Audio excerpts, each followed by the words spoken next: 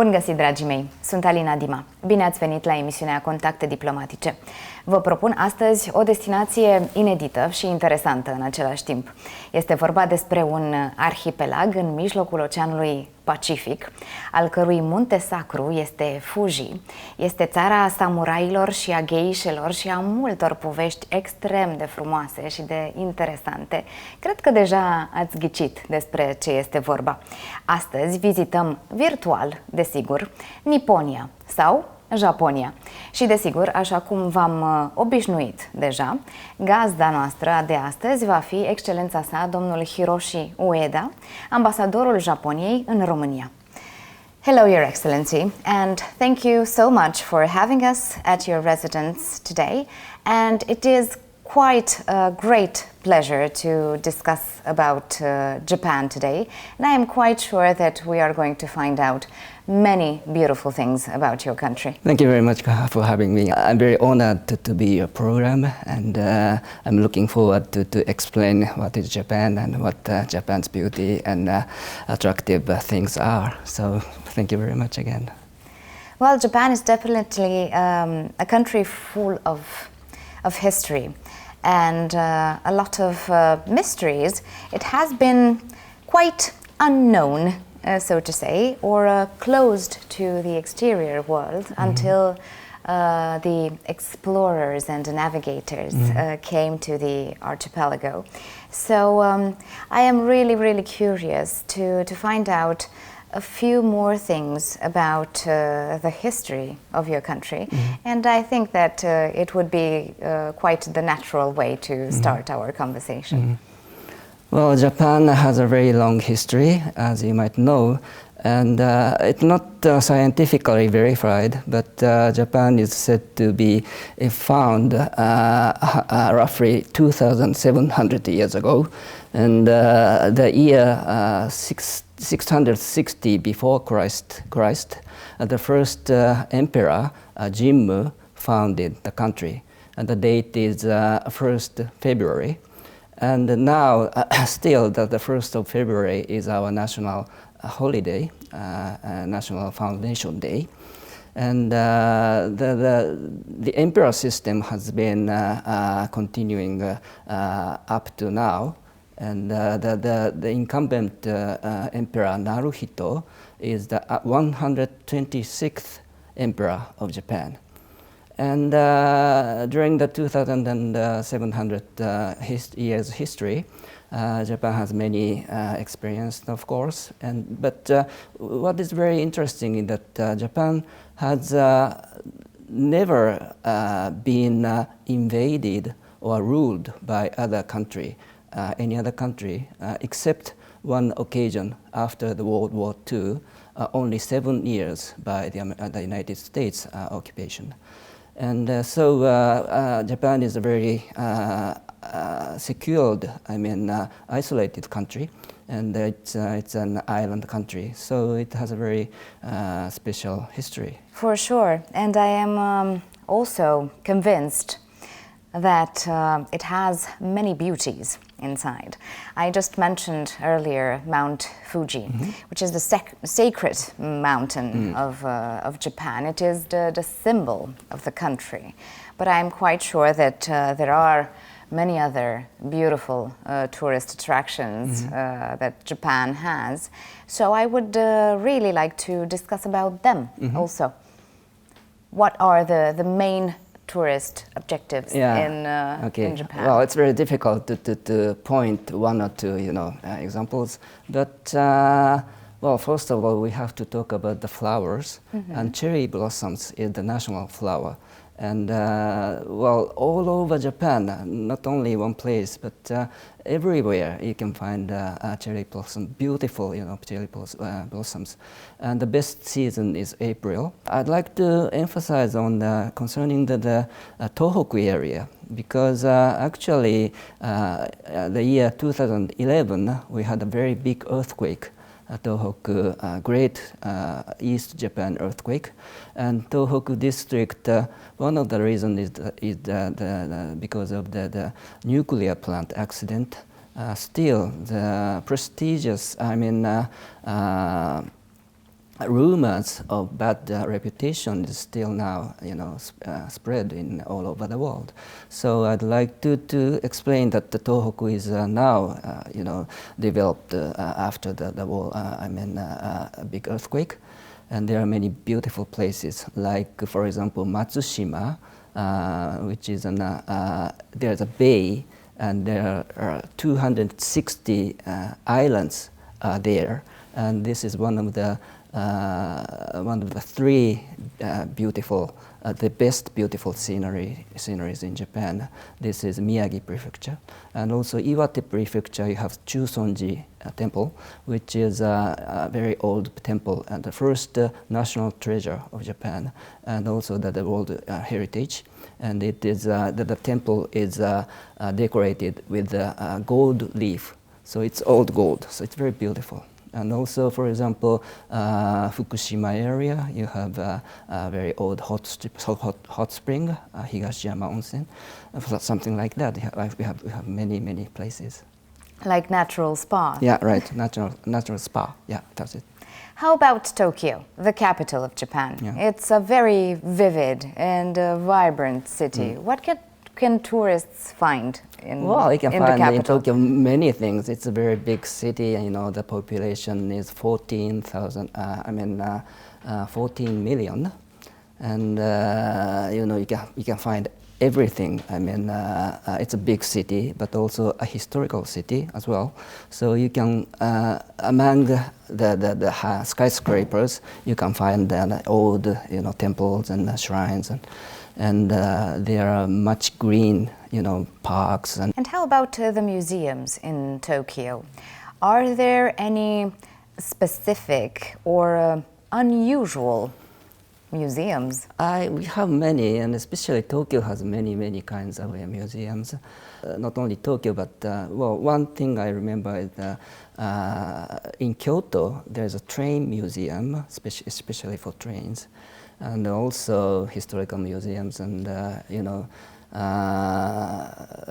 there's also one which is specific on hot spa, onsen museum. What would be the contribution of the tourism sector to the country's GDP? We know that people usually enjoy traveling, and while they travel, of course, they also spend money. Yeah, right. Well, the travel sector is very big sector for us, for our GDP. The year 2019, it was roughly 4.7% of the total GDP. It was 234 billion US dollars. But year 2020, it decreased because of the COVID-19, and it decreased roughly 30 or 40%. So it's a big damage for also for the government's revenue. Now let's change the topic a little bit and discuss about fun things to do in Japan, and also a few less known facts about the Japanese people and about the country. I talk about the sports. And the most popular sport in Japan is baseball, and the second one is football. And the both two we can see the professional, leagues and games. Especially baseball is very popular in Japan, and there are many good players. And maybe roughly 800 games of the professional league can be enjoyed in Japan. How about the habits of the Japanese people? What do they do for fun? Besides watching sports games? Well, doing sports, of course, and we have many cultural events also, ballet, concerts of music and everything, and also we have many, parks and places to visit, not to do something, but to just relax. Japan is known to the outside world, so to say, for two types of specific and very picturesque characters. And I am talking about the samurais and the geishas.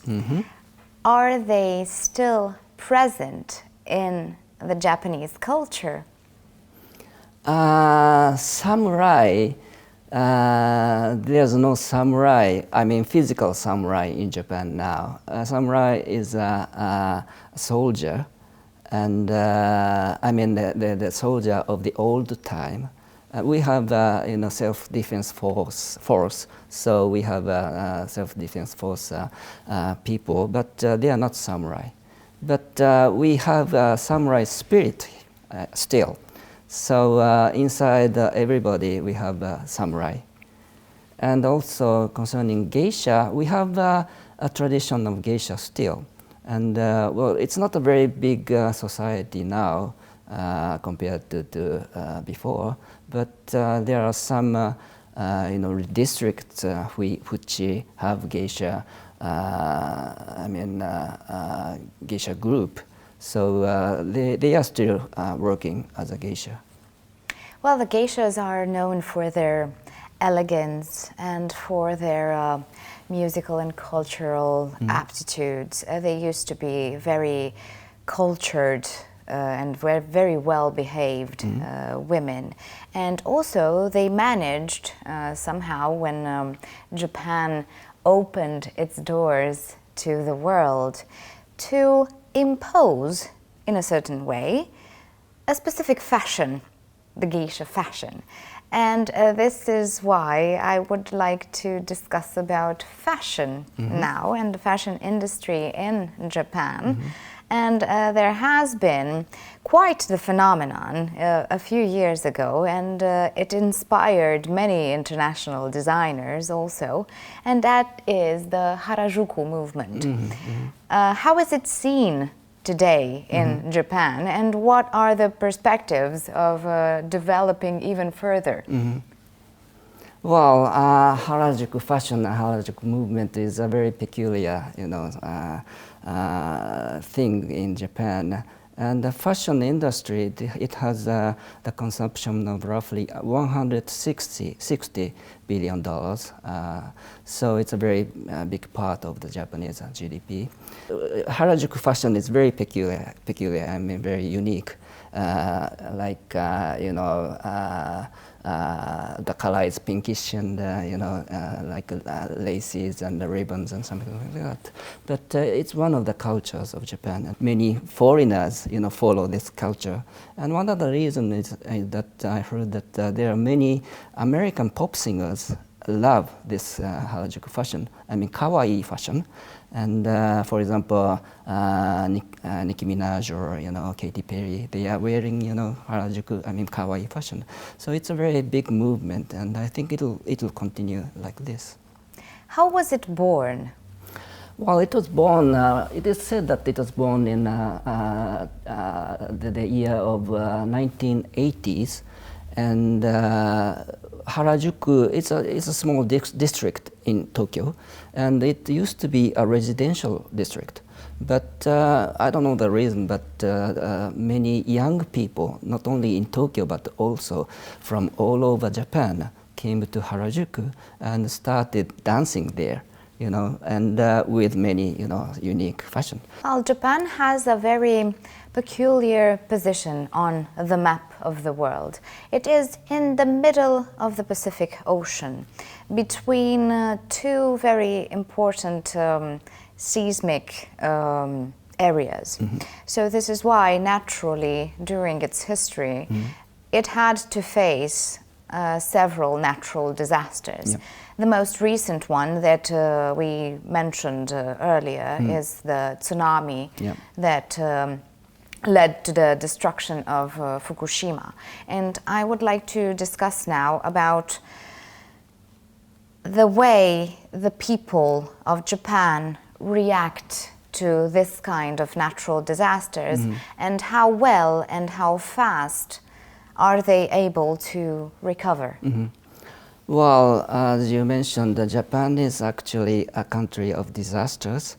Not only earthquakes, but also, typhoons, especially these years because of the climate change, heavy rainfall, and also volcanic, activities. So we had many, many earthquakes, and two big ones in these 10, 20, 30 years. The one is, as you told me, the East, Great East earthquake, and also in 1995 we have also in Kansai area Hanshin-Awaji earthquake. It was also a big one, and because of that, in a sense, we are very we have the readiness to combat, tackle against these disasters. And everybody had the sense of, sense what to do if the earthquakes happens, and that the government is very is trying to educate people in this regard. And every year, 1st of September is the day of disaster preventing, and we do disaster prevention drills on that day. Conducted by the government, central government, and local governments. And so we are very ready for the disaster, and also, we are very good at, combating after the disaster. So reconstruction is our strong point of Japan.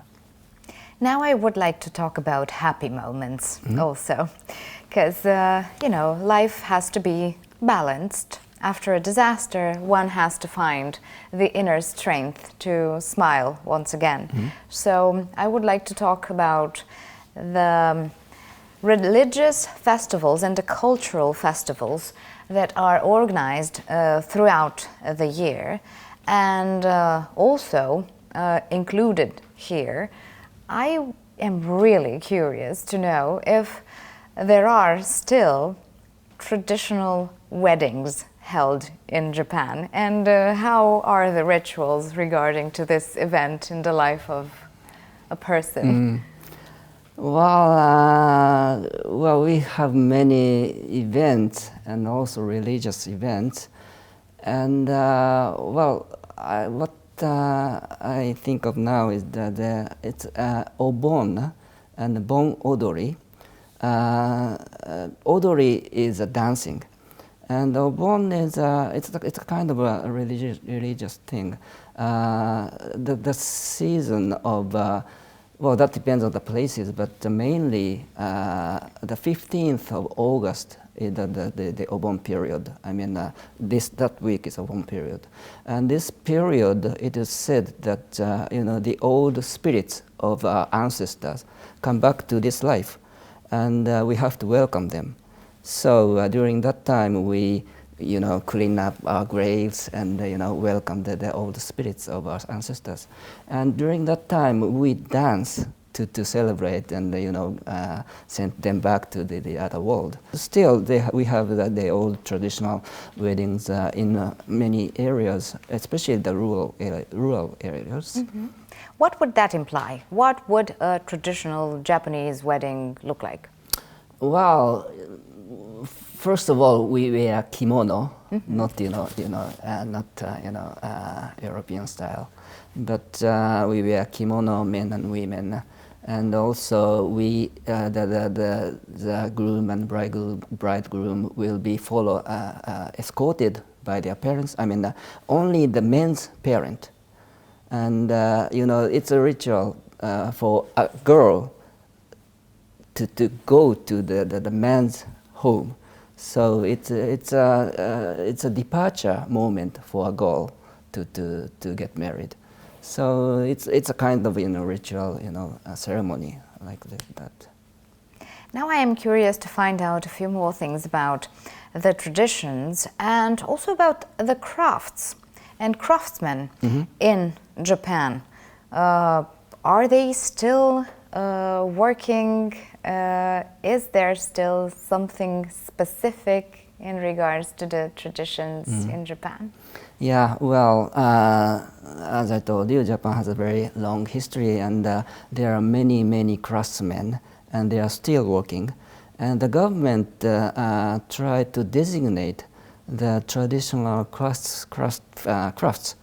And the government has already designated 230, crafts, traditional crafts. And the criteria is something like, for example, the raw materials are used traditionally, or traditional techniques are used or not, and also the area, the concentration of the area is one of the criteria. Standards for the designation. But still, it has roughly 6 billion US dollars of consumption. GDP. Products. For example, as you might know, Nambu Teki. It's a kettle, iron kettle. And it's a history of some 55 or 600 years. And also, for example, Nishijin orimono, textile. It's a silk fabric, and it also has a 1,000 years history. So there are many, So if one would like to buy a traditional kimono from Japan, you would still find the craftsman to do it. Sure, in Japan.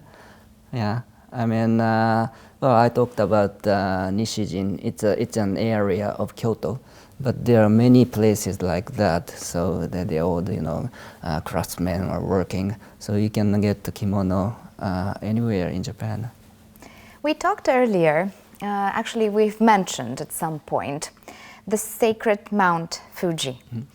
Why is it sacred in the culture of Japan? And also, are there any legends related to Mount Fuji? I think, I don't know why, but I think one of the reasons is that the shape, the beauty. There are not many, such kind of beautiful mountain. There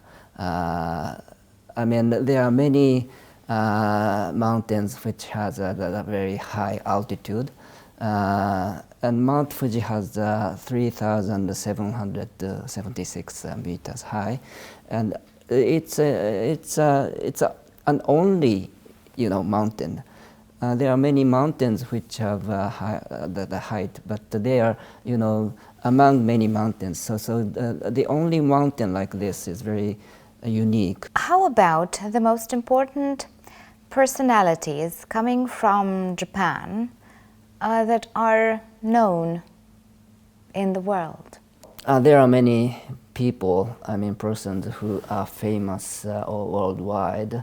But I'd like to talk about one person who is, well, among some people he's very famous, but not very famous worldwide. His name is Chiune Sugihara. He used to be a diplomat. And during the World War II period, he was working for the consulate in Lithuania. Well, it was the time when the Jews were persecuted by Nazi Germany, and many refugees wanted to flee. Go away from Poland and many other countries via Lithuania, but they needed a visa, and the Japanese government, central government, told Mr. Sugihara not to issue visa for the Jews, but he was very humanitarian person, but so he issued visas against the will of the Japanese central government, and so he's called Cinderella of Asia, and he saved many thousands of lives of Jews and refugees. So he is not very famous, but he is famous among Japan and some other countries. Well, he used to work for the legation of Bucharest also. That's quite interesting. Yeah. He was a very special, he was very special man. Yeah. Talking about people and their values, what do you think? Are there more similarities or more differences between the Japanese and the Romanians? People are good. You are cheerful and bright and fun.